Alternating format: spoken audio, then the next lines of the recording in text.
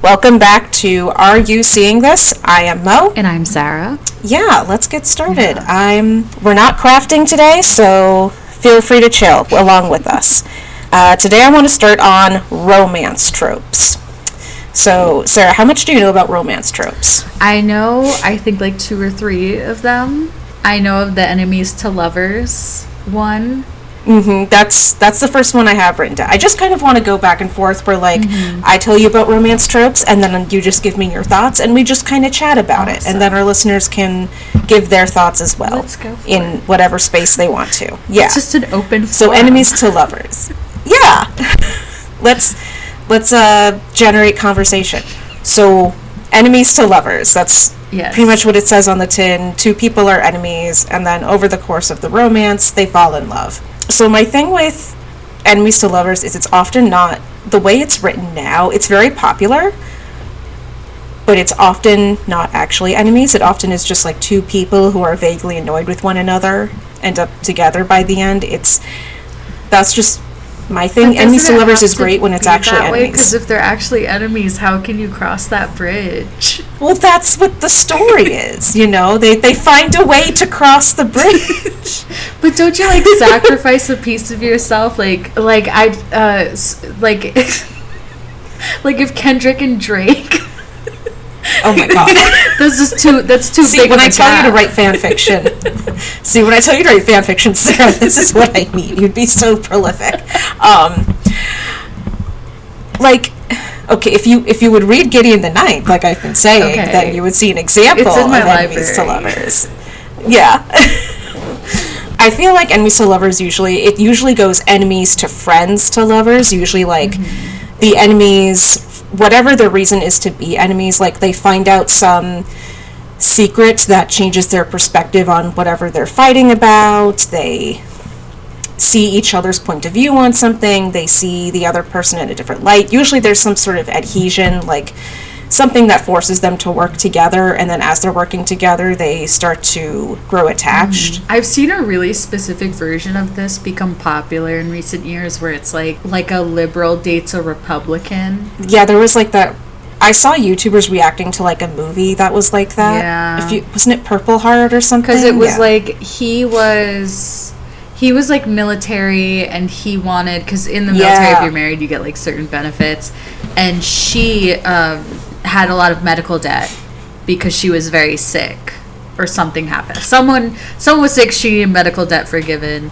I didn't see the movie, but I heard people talking about that. But I also saw that there were like a bunch of books about it too. So it's just like, I don't know. I think that's what I think of when we say like when I said I feel like there's too much of a bridge. There's not too much of a gap to bridge, because like, but then I'm just thinking of that specific thing, because like your core values are not something you can really bridge that easily. I guess it depends on the story and like why they're enemies. Yeah, because that was just a very specific example now that I'm like thinking about it. Okay, so enemies to lovers. I like them. You don't know how it could happen. I like it. I just don't. I'm now understanding the appeal, because I'm thinking of like the different. Because I'm just thinking, Hannibal wasn't like that. Where like they were friends, and then he finds out they were not enemies. They were lovers to enemies. There is a lot of complicated They were. I gave up on that show. I got like a few episodes in, and I was like, this is a lot of dead women, and this man has the power of empathy. We need to do an episode on Hannibal. I'm putting that on our topic sheet. I do love that, future topics. That's where we are. That they're like, this man, he has something no other man has: empathy, but just for men who kill women. Because whenever he like goes to those, you know what, we're going to talk about that on a future episode. Let's save that. Okay. That segues into the next trope, friends to lovers. So usually in friends to lovers, it's like these 2 have been friends for a long time, and one of them loves the other but believes it's unrequited and hasn't told their friend they're in love with them. Hijinks, complications ensue. I don't like that one. I can't remember the last time. Oh, I have one book here that I haven't finished. I don't like that one because it's one of those that takes me back to like a younger version of myself when I experienced something like that. The reason why I think I'm not that into friends to lovers is, to me, that's something that happens like when you're young and you like don't have the communication skills to tell somebody. So and I have this with like sometimes like just there's certain movies or things, if it's geared towards a certain demographic, it because it makes me feel like how I was when I was young. I'm like, no thank you, like that's past, I don't do that anymore. I now have the skills to say what I want and need. So yeah, I feel like it works in the context of, like, queer people. Because, like, if you have friends who, like, one's a lesbian and one's straight, or, like, one's bi or pan and the other's straight, then it makes sense not to... Because I feel like I get what you're saying, and I agree that, like, it doesn't really work for adults who have communication skills. Mm-hmm. Like, to just be like, hey, I've got some feelings for you. Would you like to explore that? If not, that's cool. I'll be chill. But, like... I feel like it makes more sense if, like, one person's I always put an asterisk next to queer romance, because I feel like these tropes, I'm just thinking of, like, the way I've seen them in, like, movies and TV, and, like, a lot of the stuff I watch is, like, geared towards hetero relationships. Mm-hmm. And I was just, she's tired. I don't like it. It's too, it's overdone. But then I think that's why, like, I put asterisks, because also usually if you have, like, a queer story, there's new perspectives, new things, you know, that aren't as, you know, like, what you expect or whatever. Mm-hmm. But I could see that, because that's also another thing of, like, especially since moving to the Pacific Northwest, seeing it's messy. There's a lot of straight women dressing queer. Not even like that, even just like people who are outwardly queer, because like these are small cities, they're not big at all, so like a lot of times your friend groups will still overlap. So when there's inner dating, it's like you still have to be cool afterwards, because you're gonna see them. Yeah, I feel like that's what I've always heard for, like, the lesbian community, is, like, everyone dates their ex or their ex's ex or their ex's best friend or something like that, because there's just so few women who date other women. Mm-hmm. So age gap is a trope that is very popular right now, which is basically, like, you know, one person is much younger or older than the other person. Yeah. It's not really something I've ever been, like, interested in. I understand the appeal of, like, wanting to be taken care of by someone more experienced, and, like, if they're older, the implication is that, like, always the older person is, like, has money and is, like, more established in their career. So it's, like, the trope is based on, like, fantasy of someone who knows a lot and has a lot can just take care of you. Not for me, but what are your thoughts? Well, I've dated people in their 30s before, and I haven't had, like, significant age gaps, but enough to know it, and I don't know if I'm, like, breaking the fantasy, but for me, when I read some of these things or hear some of these things, it just doesn't...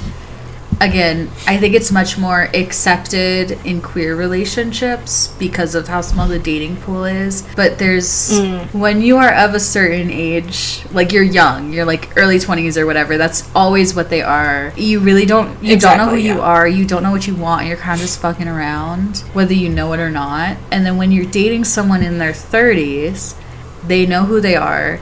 If it's a hetero relationship, because that's a lot of the ones I've seen are like girls in their early 20s and guys who are like in their, you know, approaching 40 or whatever, they have very different ideas of what they want out of life and where they want to be at this stage in life. And so right off the bat, you're entering a relationship where you guys have like diverting paths, because you're on one path heading in one direction, and like you're dating someone who's ready to settle down, so you either need to give up this part of your 20s where you're like finding yourself and trying new things for somebody who's already done that and has found who they are, so you give that up and settle down, or you hope that they wait for you, which they don't really, because they've hit an age where they don't want to wait anymore and they like want to do the like getting married, kids, like he has if he's in his 30s, he has a 401k. Exactly, yeah. Which I guess a lot of, some people in their 20s are ready to settle down and some people aren't. So like, I guess if you're having trouble finding someone who wants to settle down, I guess that makes sense. It is, but it is still like... It's about being taken care of, is really at the end of the day. It is, but it's even if you're someone who's in your early 20s and you want to be taken care of and you like meet that person, there's still lessons you haven't learned yet that he has learned already, and you're going to be doing that while also learning the lessons with him of parenting and all these other first time things that he's waited for somebody to do with him. I just I'm a little disillusioned to the like looking for someone who like knows what they're doing, is like sure of themselves or whatever. Yeah. And I'm wary of someone who doesn't date women their own age if they're a man. Yeah, agreed. Moving on to the next. Forbidden romance. I don't know. It's okay. Like Romeo and Juliet. Yeah. I mean, that's what everyone thinks of. I have yet to see a book that's like... I put this in here just because it feels like a well-known idea, but I'm struggling to think of like... Because if you Google romance tropes, forbidden romance comes up, but... Wasn't I feel like it's just... red, white, and royal blue kind of like a forbidden... Oh, yeah. Yeah, that was kind of a forbidden-ish romance. Yeah. And then, I haven't read it. Song of Achilles. Oh, I haven't read that either. I think that's why, like, that one... this is the first one I'm like, I'm on board. I'm into it. Because it just reminds me of those, like, I don't know, like, legends, tales of yore. Retold, yeah. Where it's like, such an old school thought. And I guess that's where some of that, like, liberal conservative matchup of the, like, enemies to lovers romance comes from. You don't really have that so much of the like forbidden. No, you could, because they try to do that with mafia and mob bosses. They do. Mafia is very in right now. It is. And then there's all those girls from Jersey who's like, my culture is not your costume. Have you seen that? No, what is that? Oh god, there's a whole thing on TikTok where it was like mob wife aesthetic, and then all these girls from New Jersey who like actually dressed in like the cheetah print and all that were like, stop dressing like you know anything about a Gaborts. You don't know what you're talking about. You can't make a lasagna.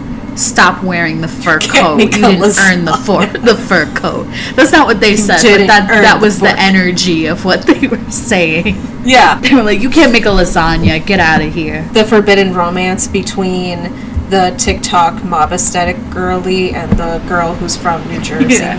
Who's getting pissed at her. Yeah. Let's write that.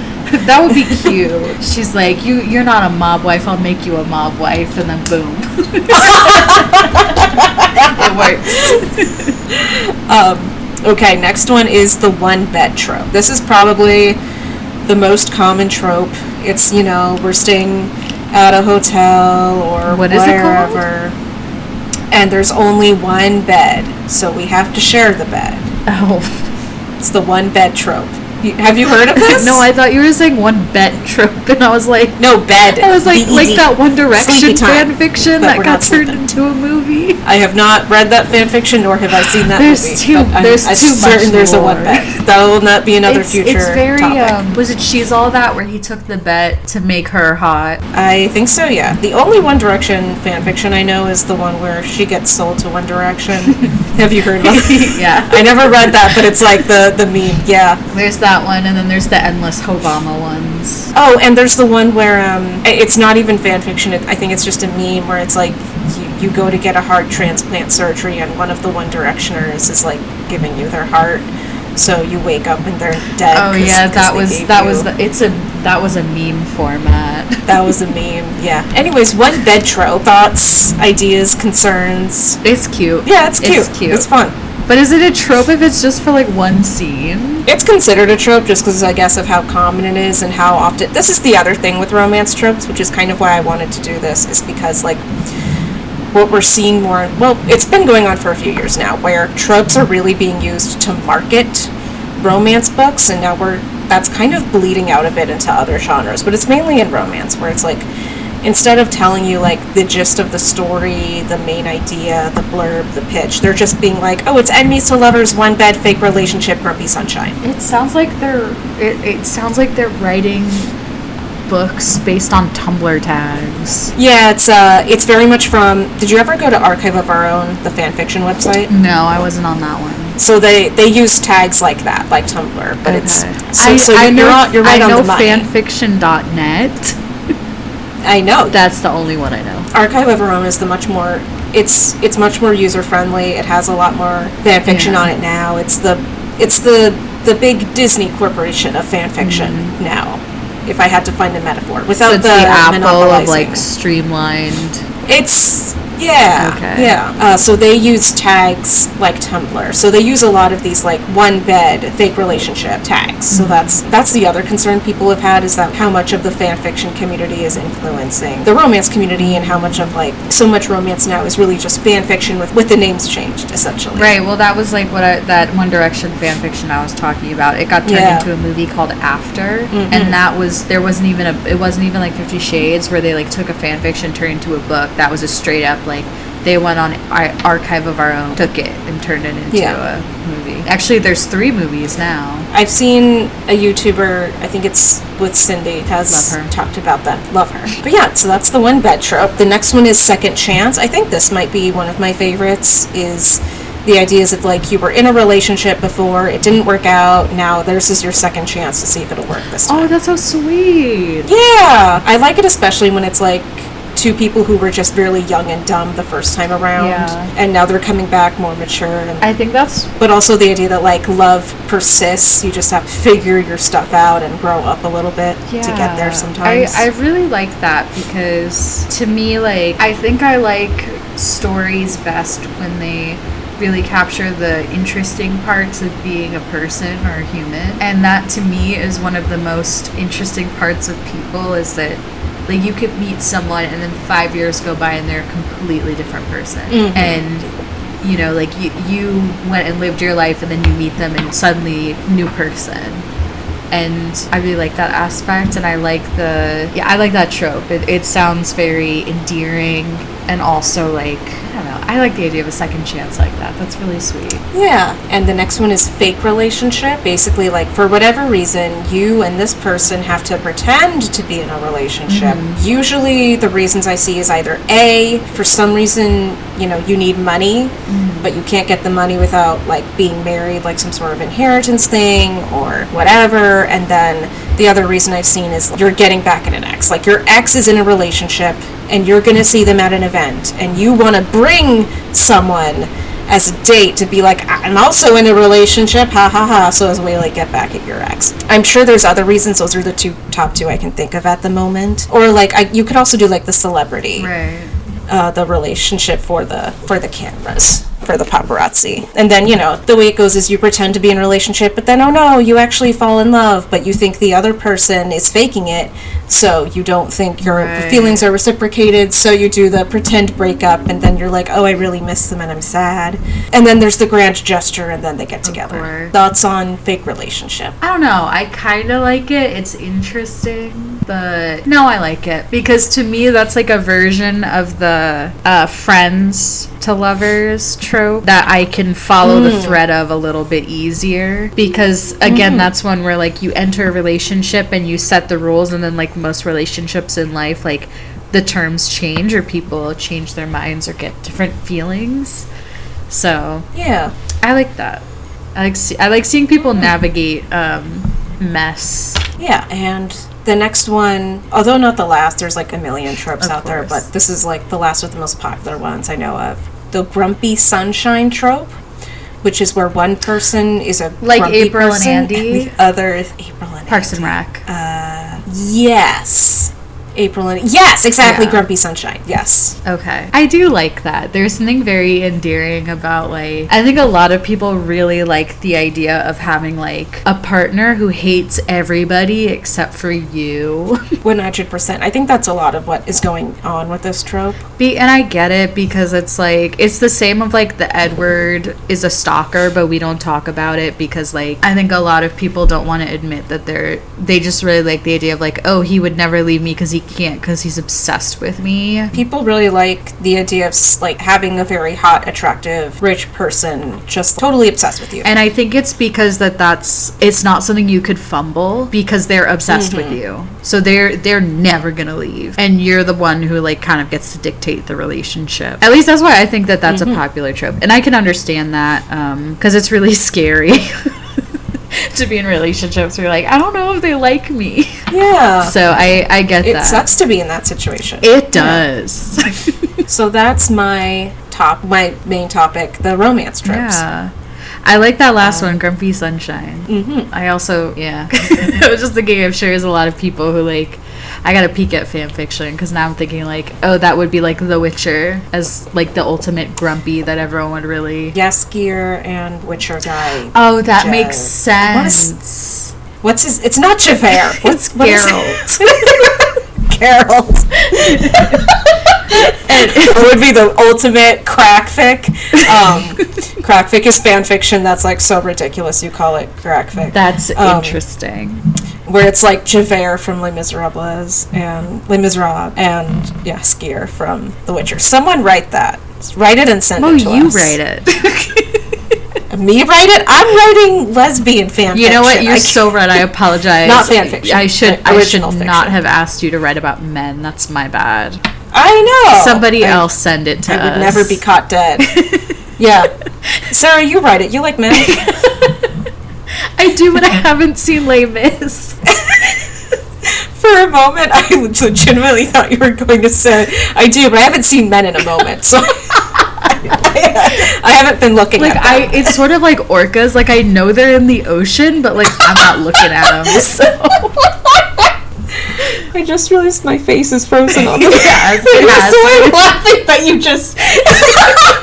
And you look like you're so over what I'm saying. Oh my god, okay, I'm gonna turn the camera off and on.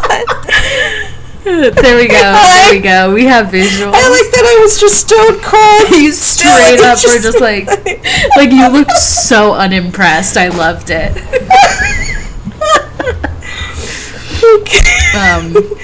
But yes. On the topic of romance. As we talk about these different tropes and such, I'm just like, you know, I love my reality TV.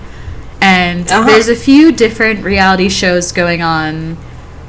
I'm just finding, like, the reactions are changing a little bit, and also the way people are responding to things. So, like, I want to talk about 3 shows. One of them's a little bit more, like, follows a specific couple, and we'll get to that last. But, so, Love Island. I watched Love Island USA last summer, and Love Island UK has been airing. And I also think Australia. I don't know. I've been seeing clips on TikTok, and what's been very interesting, so the concept of Love Island is you have 6 guys, 6 girls. They go on the island, and, like, people couple up. And every few days there's, like, recoupling ceremonies. So, like, you can pick up. So sometimes the girls pick, sometimes the boys pick. So everyone's getting shuffled around, because the idea is you meet someone and they might not be for you, and then someone else might come in and you might vibe with them. So what was really interesting, because that was my first season watching. So it's a polycule. Not really, because that was what was weird about it. Is, like, so last season was the first one I watched, and I watched it because of the host. And then this last season was just, of USA was amazing, and the cast was just incredible. But a lot of times, what you get to watch is people struggle with that first stage of dating, where you're not, like, committed, but you still feel a sense of connection with somebody. And so then things get really muddy, where it's like, yeah, we're not, I forget what it is that they call it. I think it's closed off. When you meet someone, you're like, okay, that's it. This is the person I'm gonna, like, take to the end, and we're not gonna recouple. And if someone, like, comes in and tries to take him, like, he's gonna come back or whatever. Because there's some couples who do that. And so watching there's, like, certain rules of certain things they can and can't do. And I felt very seen, because it's very confusing, and everyone gets their feelings hurt and whatever. So what's been interesting about this season is, something to note is, this is an incredibly sexual show. Always has been. And so they always have, like, challenges, like spin the bottle, or, like, there was one thing this season where they had all the girls, like, blindfolded, made out with each guy, and had to rank the kiss, like, how good they were at kissing. Like, this is the format of the show. And so sometimes in these challenges, that's where some of those, like, lines get crossed too, where they'll be like, kiss someone who's the hottest, and then they might pick someone who's not the person they're coupled up with. Like, that's the type of drama that happens in this show. So there are a few things I've noticed happening this season. One is that the audience response has been calling the show softcore porn. And I'm just saying, guys, it always has been. So why are we watching this season and being like, what happened to Love Island? I thought this was a wholesome show where they shook ass on their boyfriends constantly. boyfriends. They're not locked down. That's been one thing. But also, I will point out, reality TV has always done that. That's, like, back with MTV and all those weird reality TV shows, they tried for, like, 5 episodes and then ditched. Always. And that's the thing is that with Love Island, too, is they have cameras all over the villa. And so there's just, like, you see everything. And these people know, sometimes they're hooking up, doing whatever. I don't know. I feel a little bit weird about it being, like, sometimes they broadcast things. I'm like, why are you showing that for that person? Like, let them have their intimacy. But then, you know, so that's one thing is I've noticed the response has been very, and I think in the US we're starting to move towards a little bit of, I think sexual liberation is having a bit of a backslide right now, where you can still do it, but the opinions on it are changing. I feel like millennials were just like, like we were the hookup culture, we were much more liberated, and now we're seeing Gen Z be much more like, ew, no, gross, don't do that. Like, that's icky. You know, I started college in 2016, and so hookup culture was very much like still alive and well. I think I'm definitely like right at the late end of Gen Z. So I watched some of my friends, like I didn't participate in it to the same extent as other people. I actually don't think I've ever participated in hookup culture now I think about it. But I had a friend who did, and like she had a bad time with it. And so that always kind of like stuck with me. So I understand that, but I also, now that I'm older, have met other people who had different experiences. So to me, I think it's just a result of people watching Love Island and not like doing Love Island on their weekends, you know? Like, we still have to, guys, we have to go to the club. That's what's going on. You know who I feel like does hookup culture really well? Who? Old people. They do. They do it so well. They're on those cruises with their upside down pineapples. They're spreading STDs in those nursing homes. Yeah, they're going to town. They're having fun. And I think we can't be Puritan until the end, you know, when we reach the old home fucking STD phase of life. We need to embrace that while we're still in our 20s. Right. And so there is something about Love Island that because I understand Love Island is dumb and most of these couples do not last, right? But I think it's still kind of like let these people go and do whatever they want and get their swimsuit deals after they leave, okay? Like, they're young, they're hot, they're doing whatever. Like, it is annoying when they go on and it's clear, like, someone's trying to be an influencer. But the USA season was just, like, that was gold. They're never going to strike lightning like that again. And actually, most of the couples are still together. 3 of the top 3 couples are still together. I think the winners are going to be together for a minute. I was very happy. I also think they might have been the first black couple to win Love Island. Good for them. Yeah, that was the other thing this season was like, so they introduced everyone and there was this black girl, Serena, and she's just like really pretty and very funny. I was like, that's my girl. That's who I'm rooting for. And they all gave that girl a hard time because it took her a while to hook. Like, she was very particular about like letting her walls down. But then it was clear that some of the boys who they brought into the villa didn't date black women. And that, because I was watching because it was her and this other black girl, Janae. And they both ended with, like, they found people who they seem to really, like, connect with. And also they're just the kind of people where it's, like, you can tell that they're actually good people with, like, good morals, good moral compass, all that. And, like, it ended good for them. But along the way, I really think they got done dirty because they brought in people who just, like, only wanted to date, like, the blonde girls. And there's a whole other discussion about racism in Love Island. But that was one thing I noticed from Love Island. Another thing from Love Island USA is women sticking together. That is something that is actively discouraged, and the format of the show is actually made so that women fight with each other because you're feeling kind of protective over a connection you feel with someone that can be taken at any second. So if you have an anxious attachment style, this show is not for you. And we saw cat fights. Right. So Love Island this season in the UK, they're not as on the same team as they were at USA. They were like, there was a group of 3 friends who ended up being called the Powerpuff Girls, where like those 3 stood together no matter what. And there was a moment where like Serena got done so dirty that her friends were like, do you want to leave? We'll walk with you. If you're leaving the show, we'll leave the show. It was like just great. Oh my gosh. Another show where that's happening right now is, do you know the concept of Married at First Sight? Yes. Wait. I'm talking about Married at First Sight Australia. Okay, hold on. Because there's a few Okay, hold on. Married at First Sight is the one where, like, they can talk. Oh, okay. No, so you're thinking of the one on Netflix with Nick Lachey and all that. So you're thinking Love is Blind is what you're thinking of. That's what I'm thinking of. So, Married at First Sight, I haven't, like, actually... I've heard the Australian version is really good. So the whole concept is you meet... they call them the experts, whatever. You meet with these people. Sure. You tell them about your preferences, who you are, your life, you know, what kind of a person you are. And they meet with all these people, and based on the information, they match you with someone who they think is compatible. And you've never seen them. And the first time you meet them, you, like, get married. They do, like, a little ceremony at the altar. And you, like, go and, like, your friends and family are all there. And it's sort of like, boom, surprise, meet this person for the first time. You see them for the first time. And then they have a series of, like, there's different stages where you, like, you introduce them to your friends, and then, like, it's once they get back to living at their apartments in their cities, you sort of watch them be like, okay, so we know on paper we're compatible, but let's see how our, like, lives blend together. And then it's very much referred to as an experiment where the focus is on, like, the individual people. And if they're going to, like, you're saying you want to get married, are you going to try to make it work with this person? Or did you want someone who looks a specific way? Because this season, this man is on, okay? This what now? This man comes on, okay? This man. Okay. No tea, no shade. Not the hottest man I've seen on reality television, okay? Walks down the aisle, sees this woman. This woman is, I think, like, mid-30s. She's very beautiful. Mm-hmm. CEO. Independent. But she's just not a size 2. She's not, like... Most people are. And she wasn't, like, huge. She was just a normal person. But he goes out, he sees her. They do the whole thing, whatever, and he's, like, not very kind to her. And then he, like, goes to the producers, like, I just don't like her. I don't know. No.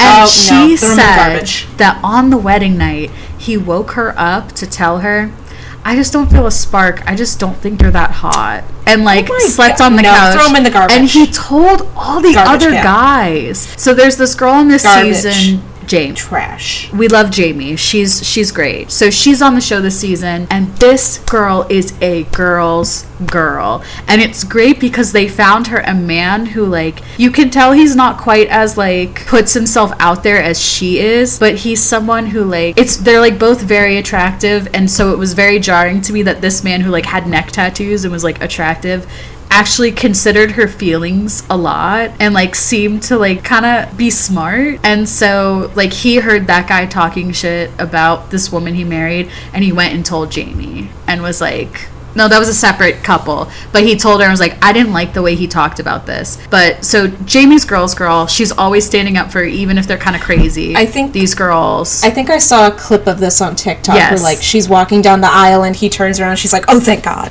because she's, like, happy he's gone or something. So those two so far seem to be, like, this very solid couple. So she's instantly, like, standing up for all the girls. And what's interesting is that is garnering a lot of traction online. And I think it's because of, like, the Love Island USA of it all. Because there was a moment where there was a recoupling where it was Serena and Cordell, and they won. But there was a minute where there's this thing called Casa Amor where they separate the guys and the girls, like, right towards the end. And they bring in 6 new guys for the girls and 6 new girls for the guys.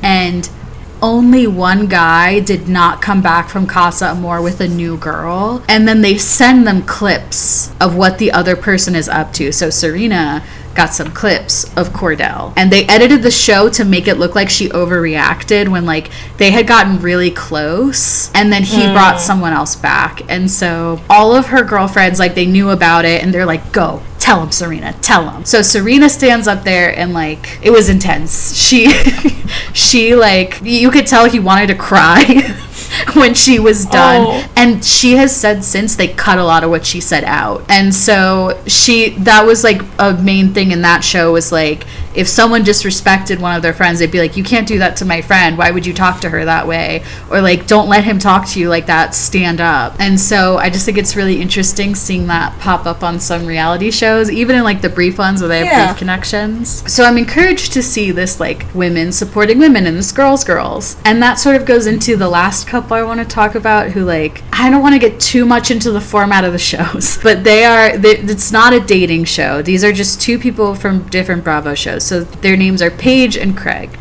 Paige DeSorbo was on Summer House, and she also has like a pretty famous podcast called Giggly Squad, and she's just like fashionista. Like, she's got a lot going on. She's like very independent, like making her own money, all that. So on Summer House, it's just a bunch of friends who go hang out at this one house every summer.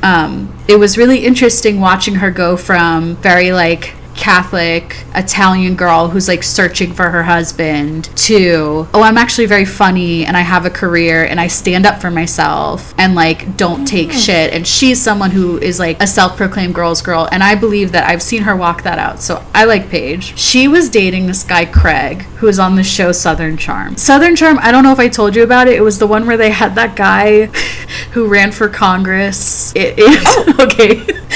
Southern Charm is seasons. Did he run for Congress before or after? This isn't Craig. There was a different dude who ran for Congress, and he ran for Congress, or was it Senate? It was one of them. But he had a drug charge. He was caught purchasing cocaine, and so he was like treasurer of Charleston, and then he like got caught. I'm probably messing it up. But he was in government. He got caught buying cocaine because he was a cokehead, and then he like, I think, kind of went to jail for a bit, and he was like, actually, I'm gonna do this Bravo show, and also I want to run again. Fascinating. Awful man. He was like in his 40s, ended up like getting this 20-year-old girl pregnant. It was crazy show. So the first 5 to 6 seasons of that show, I've never seen human beings operate that way. Craig Conover has been on that show since season 1. He was this young kid in law school who was from Delaware, who was friends with one of the main guys, and like, he really, because it just follows people in Charleston in that like whole scene. It is well documented on that show that man, is kind of a liar and kind of a mess.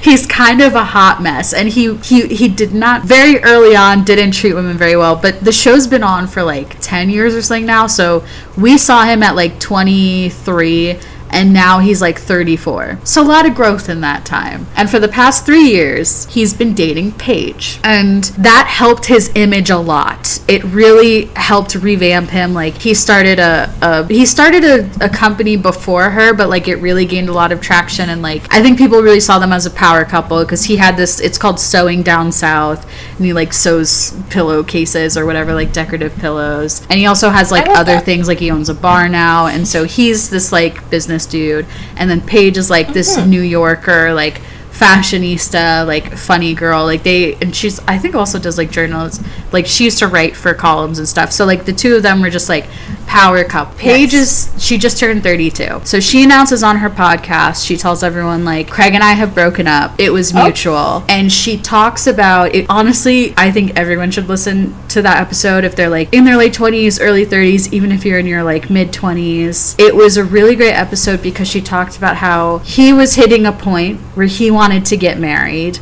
and settle down and have kids, and she didn't want to leave New York, and she also realized that she thought she wanted to get married, and she realized that that might not be something that she wants anymore. So it was really interesting and very raw to see this girl talking about someone who she clearly still loved but could not continue being in a relationship with because she realized like, our time is up and we're now going in different directions. So that was, heart-wrenching. And then it got messy because someone starts a rumor that she cheated on Craig. This isn't true, and not like, as of now, there is no evidence that has happened. But I feel like people can't imagine relationships ending that have been like long-term and working out unless there's cheating, which is like, yes, so weird. Which is weird because like all of the footage of the two of them together, she has always said that she was not ready to get married and she was not ready to be a mom. So she was very vocal about the kind of person who she was. So what was going on was, before this rumor was even started, people were like, damn, Paige really missed out. I can't believe she like gave up on Craig like that. And it was like no one could comprehend that it just like wasn't meant to be. And it was really interesting because I also discovered that a lot of the people who watched Southern Charm didn't seem to like women very much, or like didn't like Paige. And it was just very interesting watching that response. I'm guessing a lot of, I mean, just from the name Southern Charm, you know how like there's that, circling back to tropes, there's that trope of like the Christmas romance story, the woman from the city comes out to the country and finds Mr. Countryman who's like, leave your city job and stop being a corporate girly and come be a country cottagecore traditional wife person. Yeah.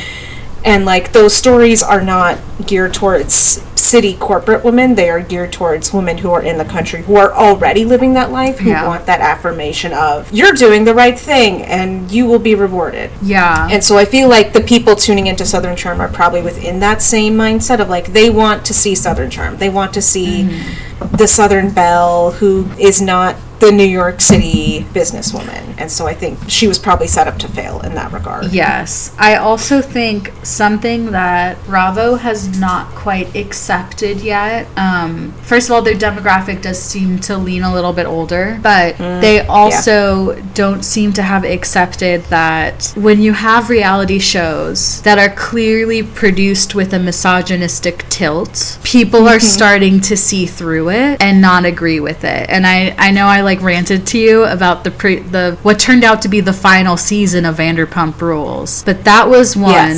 again, like I guess that's sort of like the tropes. I guess Girls Girl is the trope that I'm bringing today, was Ariana Madix gets cheated on in a really brutal way from her ex, and all of the women in her life rallied around her. Coming into the next season, instead of letting that chemistry and that rallying happen, the producers riled up the women to make her ex look better and to generate drama between those four people. And so what ended up happening was more people than have watched Vanderpump Rules in a while watched, because that scandal blew up and she was on Broadway. She got all these opportunities because she grabbed it when it came her way. And so she's like launched into this new stardom, so everybody was watching the show, and the ratings were so bad because they watched the show for this girl that they like, and then the show is trying to make you think that she is being unreasonable, lazy, sloppy, and like someone literally called her like a scorned woman. One of the guys did. And so that tilt, I know it was so like cartoonishly bad, and that was one of the reasons they got such bad ratings, but they don't want to accept that. A lot of that still exists in Southern Charm because a lot of Southern men have Peter Pan syndrome, and that's why you have these stories of like the first season, the cokehead, wannabe senator who hooks up with this 20-year-old girl, and then you watch the fallout of these two people who are absolutely not meant to be, and this poor girl struggles with addiction, and they like exploited her so badly on that show. That's awful. That's the thing, is like it was genuinely like dark if you go back and watch it. And so knowing that those are its roots, there was literally one season where all the women were united against the senator only for one season. That was like Cameron's last season, where like they were all at odds and they all didn't like this young girl who like got pregnant, and then finally like one of the women had a baby, and she like at the reunion was like, I feel awful for the way that I treated Catherine now that I've had a baby, like to think that she was going through this, and then also all the other things. Like she literally like apologized to her, was like, I'm sorry, I shouldn't have treated you that way. And then that one season was like all the women united, and it's if not only we could harness that power exactly. Well,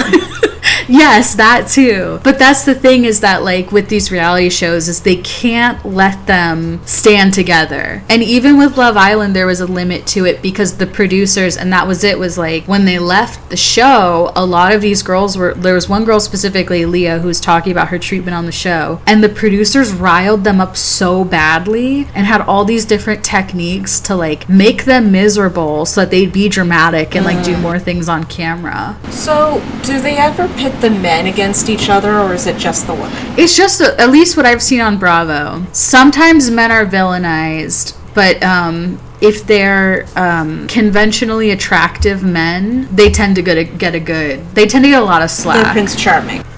Yeah. Gotcha. Because there's like, there's a guy on Southern Charm right now, from what I hear, who's getting a bad edit, but he quit very abruptly. So they're all kind of mad at him. But a lot of times you kind of have to like, in Love Island, they usually throw in one or two dickheads who you like are like, ew, I don't like that, and then they like edit to make them look like that. But generally, like, there was one guy, it really felt like they were he was awful and they were trying to make him look nicer than he was. But like, that's generally how it goes, is they'll pick like a few favorites and be like, okay, we like this guy, and this guy, and they're gonna get the nice edit. And then if there's a girl who doesn't agree with that or doesn't vibe with the guy, now they're the villain. Because at least that's how Vanderpump Rules went. It was Tom Sandoval. Tom Sandoval was very clearly like the favorite, and so if people had an issue with Tom, they were seen, unless it was Stassi I think was the only one who like, she had seniority, but it was like they take a dude who's clearly a favorite, and then if you have a problem with it, there's something wrong with you, and they cut it to make you look bad. Gotcha. Okay. That's, I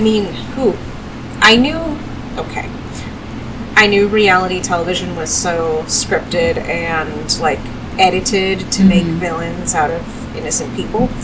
Did not realize how much it's like, no, we're literally just going to focus on the women and make them have terrible experiences, but the men can just chill and hang out over here. Because it's like, from what I've heard from production side, the way that it's like scripted is like, sometimes the producers will be like, well, this guy's trying to do this and we like him, so try to get this person to act this way. Or like something that happened in Love Island was there's this whole thing, it was called I think it was like Stick or Twist, and the concept is like, if you want to stay in your couple, you stick, and if you want to leave, you twist, and like twist out and leave. And what they did was, there were certain couples where they wanted to make Serena look bad, so they told Serena, if you like, you can leave if you just want to meet the new people, like it's not a big deal. And they told Cordell, this is like a recoupling, like you're breaking up if you twist. So she did it because they made it seem to her like it wasn't a big deal. So then he's pissed off because he's like, well, what the hell, I thought we were cool. And then they instantly separate them so they can't talk to each other about it. That's awful. Yeah, so that's the thing, is like, now that because I watched the show and I enjoyed it, and then afterwards I heard the interviews and I heard these things, so now I don't think I'm gonna watch the next season. But it also like really reframed to me, like, because it was weird to see the fan reaction where people did like, there were a lot of people who didn't like Serena, and I didn't get it because everything she did made sense to me, and you could tell when things were being left out. And I guess that's like part of what's really frustrating me with reality TV, is like seeing some people react this way, where like, I understand if you read a book that has a trope and you have a reaction where you're like, why was it this way? Because I guess there's like a person, like an author, you can be like, people don't act like that, why didn't you change that? But when you go to reality TV, the people you see are not real people. Like, Paige DeSorbo is not who you see on Summer House.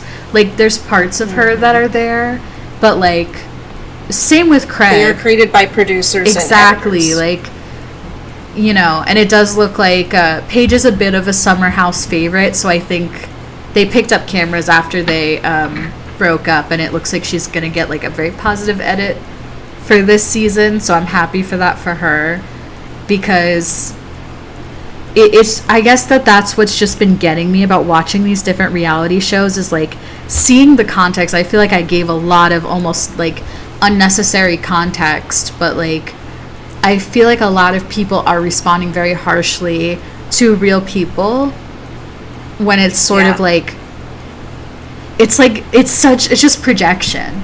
Like, for you to look at that relationship and be like, I can't believe Paige broke up with her boyfriend and like didn't settle, because on Summer House there is a married couple who, like, I don't think they should have made it to the altar, and they clearly really struggle with their marriage. And there was like I could understand, and that girl still is like super supportive of Paige. Like, I could understand that girl looking at that situation and being like, damn, she didn't settle when I did, and feeling some type of way about it. But she didn't take it out on Paige, and I feel like that's a little bit of what's going on, where like people are like, I would have loved to have had a seemingly sweet guy like Craig, who owns his own house, is into gardening, like sews. He kind of just seems like a sweet guy. And there's so many people who are like, well, that's what I want. I can't imagine like not having that, when like, I don't know, that whole like her deciding, I guess that's something that kind of hit me recently, where I realized like, I think a lot of emphasis was placed on being married by a certain time or having kids, that like now that I'm older, I'm sort of like, why do I think that? And like certain things, like I joke with my friends like, oh, I really just want to be a purse dog that's carried around and like cute. But when I really think about that, that's not really what that does not mesh with my life and the things that I'm doing. Like purse dogs can't 3D model. No. They can't.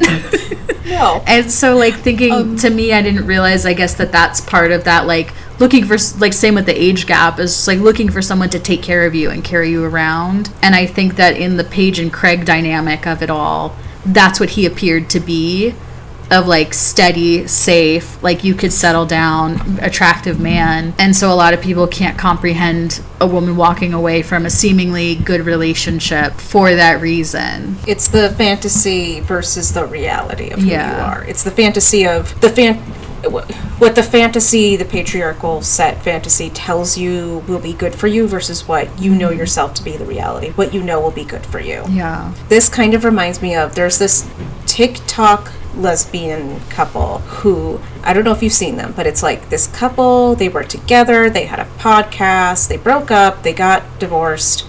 One of them has a horse and the other is like a singer-songwriter. And that's really the main things I know about these two women.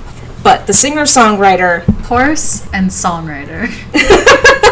So the singer-songwriter has not said that horsewoman, I don't want to call her a girl because she's an adult, horsewoman cheated. Singer-songwriter, the singer has not said that horsewoman, farm girl, brunette and blonde. Okay, the brunette is a singer, the blonde has a horse. So people have assumed that the blonde cheated. The brunette has not confirmed or denied this.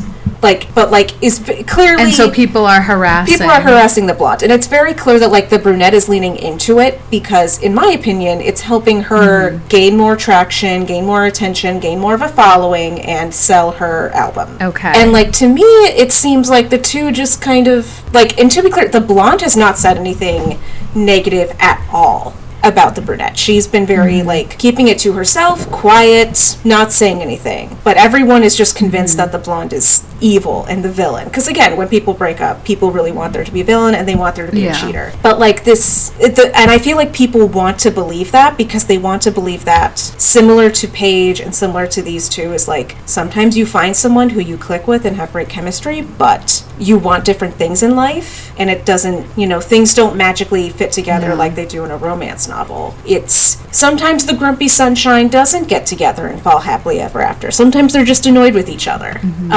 And I feel like reality TV kind of in reaction, I guess, to reality TV, people are kind of making reality TV out of, like, random couples on the internet. Yeah. And, like... Because that, like, not confirming or denying is exactly what Craig just did to Paige. Because it was, like, his buddy went on Watch What Happens Live and, like, dropped, like, oh, like, there was a rumor that she, like, was unfaithful. And then they directly asked Craig about it, and he just went, you know what, guys? I just, like, listen, I was broken up with. I'm just, like, whatever, like, I don't want to, she lied and said it was mutual, but she dumped me, and, like, I'm just, like, sad right now. And so, like, and that's another thing I'm trying to remember is, like, someone made a really good point where they said, listen, like, when you go through a breakup, that is not the best version of yourself. That's one of the worst versions of yourself. And so, like, I get it, but it's also, like, he didn't say anything about the rumor, so that people immediately thought it was true, and then people leaned into it because, and you could tell he's still, like, angry that it happened. And, like, I don't like